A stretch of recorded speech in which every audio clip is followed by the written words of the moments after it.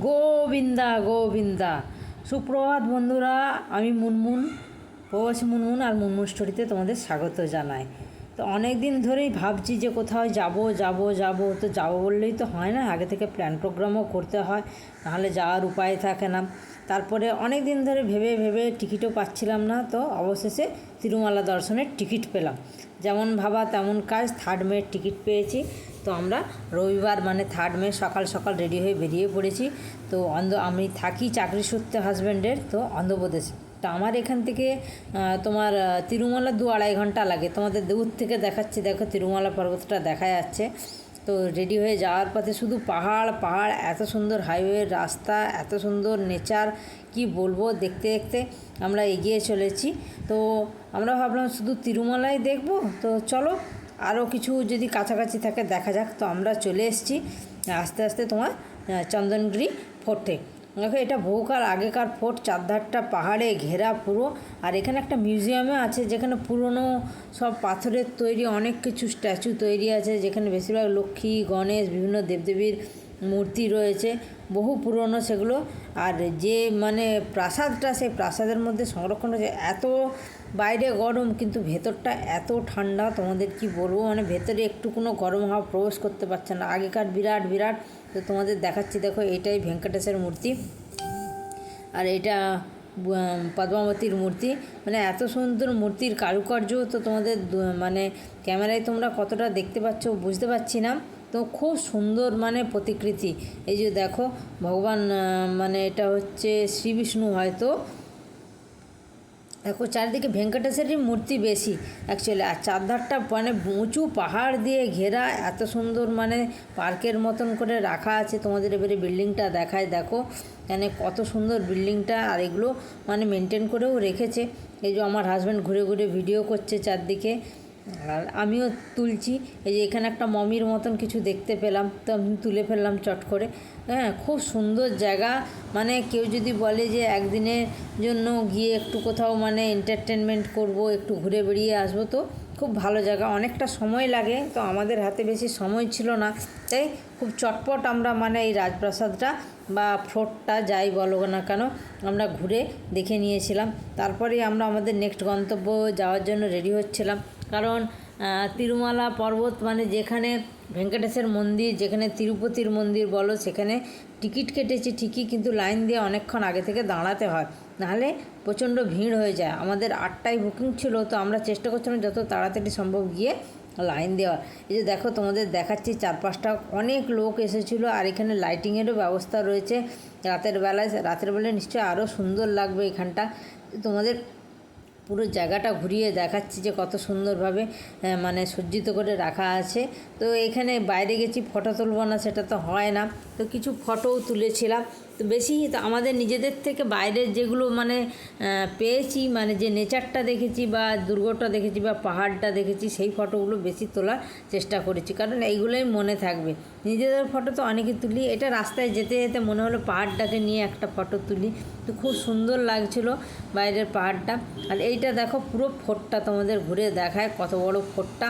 আর এক একটা দেয়াল মোটামুটি 20 থেকে 25 ইঞ্চির মতন ছিল, মানে চারদিকটা এত সুন্দর ছিল। আর খুব সুন্দরভাবে ফুল টুল দিয়ে ঘেরা ছিল। এই দেখো পুরো পার্কের মতন, রাত্রেবেলা ফোয়ারা সিস্টেম ছিল।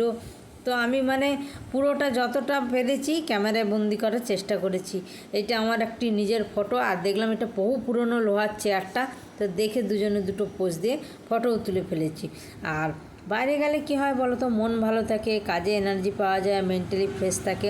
তো এইভাবেই গল্প করতে করতে আমরা চলে এসেছি এখানকার তোমার জুতে। এসেই দেখছি আমাদের একটি মানে হনুমান যাকে বলে,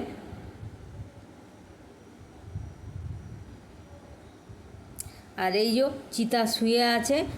কারণ এমন সময়টায় গিয়েছিলাম সেটা ছিল দুপুরবেলা, তো মোটামুটি সবাই সবার গুহাতে বিশ্রামরত, প্রচণ্ড গরম ছিল। তবে কি আমরা এত গরম গরম করে গিয়েছি। এটি হলো রয়্যাল বেঙ্গল টাইগার। তো হঠাৎ করে দেখলাম মেঘ হয়ে গেছে, মানে একটু ওয়েদারটা ঠান্ডা হয়ে গেছে, টিপটিপ করে বৃষ্টি পড়ছে। আর এখানে তো জ্যান্ত কুমির দেখতে পাইনি, সবাই বিশ্রামরত ছিল। তো এখানে একটি নকল কুমির তৈরি করা ছিল, যেখানে একটি ছোট্ট বাচ্চা তিরুপতি থেকে চুল দান করে এসে সেখানে খেলছিল। তো আমি টুকুস করে তার ফটোটি তুলে নিয়েছি। এই যে এখানে হচ্ছে বাঘের কেভ, সাদা বাঘের। তো বাঘের দর্শন তো পেলাম না, শুধু দূর থেকে এই যে মনে হচ্ছে যেন শুয়ে আছে ওইটুকুই দেখতে পেলাম। প্রচুর বড় একটা খাদ করা আছে যাতে না বাইরে চলে আসে তার জন্য, আর বিভিন্ন প্রাণীর জন্য বিভিন্ন রকম কেপ করা আছে। তো যেটা বলছিলাম যে বাইরে বেড়াতে গেলে একটু মন ভালো থাকে, মানে কি হয় যে আমরা কন্টিনিউ ঘরের কাজ করে করে বোর হয়ে যায়, কখনো কখনো ফেড আপ হয়ে যায়, আর ভাল লাগছে না আর ভাল লাগছে না। তো বাইরে গেলে মানে 2 ঘন্টার জন্য যদি বাইরে যায় মাইন্ডটা অনেক ফ্রেশ হয়ে যায়। তোমাদের চাঁদেরটা তোমাদের দেখাচ্ছি, দেখো মানে এত সুন্দর। এটা হচ্ছে তোমার ফরেস্টের কাছাকাছি। তো আমার স্বভাবতই যেখানে যাই সব কিছু ক্যামেরাবন্দি করে নেওয়া আমার একটা মানে কী বলো প্যাশন বলো, পছন্দ বলো, ভালো লাগা বলো, কারণ এগুলোই স্মৃতি হিসেবে রয়ে যাবে। আমরা হয়তো অনেক দূরে অনেক অন্য জায়গায় কোথাও চলে যাব, কিন্তু এই স্মৃতিগুলো রয়ে যাবে। এই যে এখানে তোমার একটি বাঘের খাঁচা ছিল, তো বাঘ দেখতে পাইনি, তো যথারীতি এখানে একটি ছবি তুলে নিয়েছে। প্রচুর লোক, প্রচুর ছোটো ছোটো ছেলেমেয়েরা এসেছিলো। আর এখানে একটা খুব সুবিধা ছিল তোমার, যেহেতু জু অনেক বড় জায়গা, এখানে সাইকেল নিয়ে যাওয়ার ব্যবস্থা ছিল, এখানে জঙ্গল ট্রিপের জন্য গাড়ি ব্যবস্থা ছিল, ভ্যানের ব্যবস্থা ছিল। আমাদের যেহেতু সাথে কার এনেছিলাম তো কার নিয়েই ঢুকে গিয়েছিলাম। ও মা, এখানে দেখছি কি বিশাল বিশাল হাতি, 3-4টে হাতি, সবাই শেডের তলায় দাঁড়িয়ে সবাই ভোজনরত অবস্থায়। এই তোমাদের দেখাচ্ছি ক্যামেরায়, খুব সুন্দর একদম লাগছিল। এইটা দেখে আমার খুব মন ভরে গিয়েছিল, কারণ বাঘ, সিংহ, হাতি এদের তো মানে বাঘ সিংহ দেখতে পাইনি, কিন্তু হাতিকে দেখতে পেয়েছি। আমি 2-3টে জু ঘুরেছি কিন্তু কোথাও হাতি দেখতে পাইনি। কিন্তু এই যে জুটার তিরুপতি এসেছিলাম, এটা ছিল এশিয়ার একটা অন্যতম বড় জু। তো যাই হোক, এখানে এসে হাতি দেখতে পেয়েছি। আমাদের মানে জঙ্গল ট্রিপ শেষ, এবারে আমার তিরুপতি যাওয়ার পালা। তো ওর জন্য আমরা আরও কিছু ফটো তুলে নিলাম। ফটো তুলে নিয়ে আমরা তিরুপতির দিকে এগোবো। এবারে খিদেও পাচ্ছিল যে কিছু খেতে হবে, কারণ না খাওয়া দাওয়া করে লাইনে দাঁড়ালে খাওয়ার সুযোগ নেই, কারণ ওখানে কিছু নিয়ে যেতে দেয় না। আর এটা হচ্ছে একটা পাহাড়টাকে ক্যাপচার করে নিয়েছিলাম দূর থেকে, তিরুপতি পাহাড়টা। আর এটা হচ্ছে ফোর্টের পাহাড়টা। আর ফোর্টটা যেখানে না একদম প্রত্যন্ত গ্রামে ছিল। এবারে আমরা খাওয়া দাওয়া করে বেরিয়ে পড়েছি তিরুপতি পর্বতের উদ্দেশ্যে। এত বৃষ্টি পড়ছে, মানে এত জোরে জোরে কড়কড় কড়কড় আওয়াজ হচ্ছে, মানে যখন চেক ইন করে আমরা উপরের দিকে উঠছি, মানে পুরো মানে বৃষ্টির আওয়াজে ঢেকে যাচ্ছে, মানে কিছু শুনতে পাওয়া যাচ্ছে না। পুরো ভিজে গিয়েছিলাম আমরা চেক ইন করে। তারপরে যখন পাহাড়ের উপরে মানে উঠছিলাম, ওটা 20-25 মিনিটের রাস্তা ছিল, কিন্তু খুব আস্তে আস্তে যাচ্ছিলাম চারদিকটা দেখতে দেখতে। এই সেই তিরুপতি পাহাড়, তোমরা দেখো যে ভেঙ্কটেশের মুখটা ওই পাহাড়ের আকৃতির মধ্যে পুরো ঢালা রয়েছে, পুরো দেখা যাচ্ছে যে স্বয়ং নারায়ণ যেন মনে হচ্ছে ওখানে শুয়ে আছে। যেদিক থেকেই দেখো পাহাড়টা ওই রকমই লাগবে। আমরা পাহাড়টা ঘুরে ঘুরে যাচ্ছি, অনেকখানি রাস্তা ছিল। মানে এই পাহাড়ের অপরূপ মানে কি বলবো, যে সৌন্দর্যটা তোমাদের চোখ ভরে দেখে নিতে হবে, কারণ এইখানে সব সময় আসা যায় না, আর ভগবান না ডাকলে তার দর্শন পাওয়া যায় না, এটা একদম সত্যি কথা। হ্যাঁ, তো আমরা যাই হোক ভেঙ্কটেশের নাম নিয়ে উঠছিলাম পাহাড়ে, কারণ পাহাড়ি রাস্তা তো একটু ভয় তো থাকেই। তবু বেশ মনোরম প্রকৃতি ছিল, মানে কোনো গরম নেই, বৃষ্টি পড়ছিল ঝমঝম করে, কোথাও কোথাও ন্যাচারাল তোমার ঝর্ণাও দেখতে পাচ্ছ না, পাহাড় থেকে একদম গদগদ করে জলও পড়ছিল।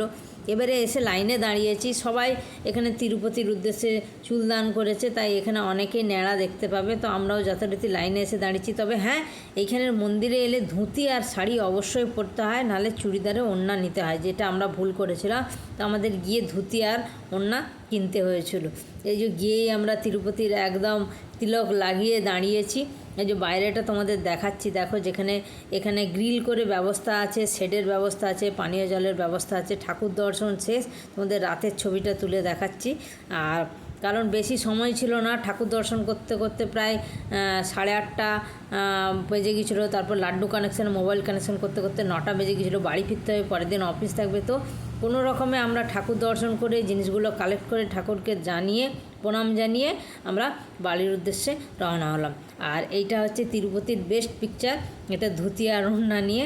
এটা আমার খুব ভালো লেগেছে। সবাই ভালো থেকো, সুস্থ থেকো। ভালো লাগলে লাইক, কমেন্ট, শেয়ার করতে ভুলো না। চলো, টাটা।